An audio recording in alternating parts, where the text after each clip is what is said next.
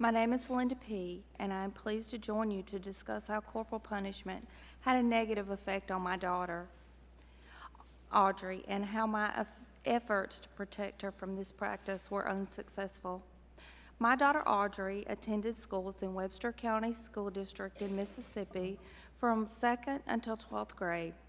Audrey moved to East Webster High School in 6th grade. That first year, they sent a discipline form home with Audrey, letting parents opt out of corporal punishment. You fill it out and send it back with the child, and you can tick a box saying whether you don't want your child hit in school. I said it was okay for her to be punished because it never occurred to me she would be injured from it. I thought she would be safe at school. When Audrey was in the 6th grade, she was paddled for the first time.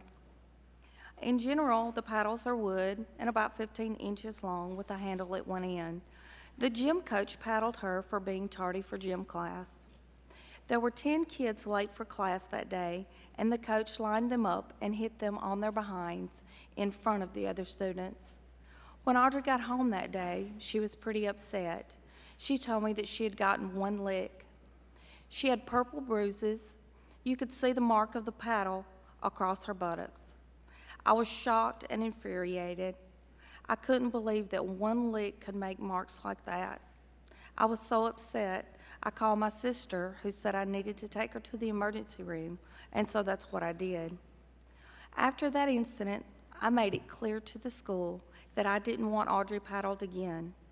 I went in the next day and talked with the principal and the teacher that hit her. I made it real clear they'd better not lay another hand on my child. And there weren't any problems for a few years. But the atmosphere in the school was really one of intimidation and fear. My daughter would see children paddled all the time. She said the teacher who hit her, who became the new principal, would leave the door open so people could see that he was hitting children. At the beginning of Audrey's 12th grade, I got a form from school asking if I gave permission for corporal punishment. I was offended they had even sent this form to my home because I had already made it so clear in my wishes. But I completed it anyway, and I put a huge X on the box for no paddling and sent the form back to school.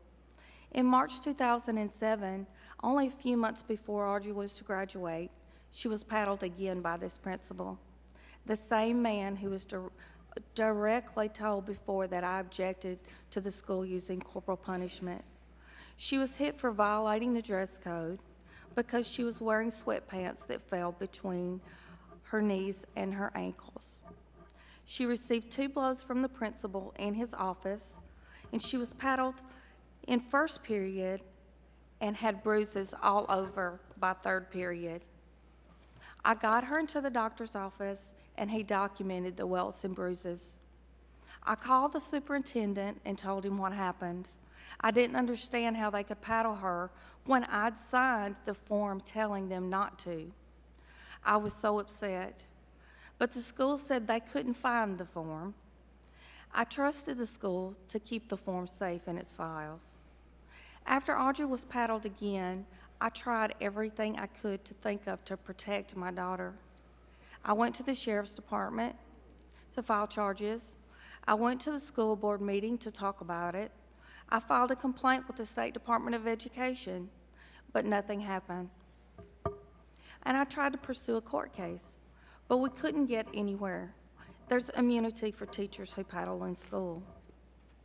I was left with no options. They bruised my child and injured her twice. And I tried to protect her by opting her out of this horrible type of punishment, but in the end, I was unable to. This child is a gift from God that I vowed to protect. In schools, education should be the primary focus. The school should be a safe place. There are other ways to change behavior of children in school. I remember when Audrey was in elementary school and she got in trouble for talking in class. I told the teacher, well, if you keep her in from recess and give her a little extra work to do, I think that'll take care of that, since social time was what was important. And it did. I don't think anyone should be hitting anyone else's children. It's not the type of decision teachers or principals should make. It's too complicated, and too much can go wrong. You can't know what mood the teacher's in, whether he's mad or swings too hard. This just shouldn't happen in schools and not to anyone's child. Thank you.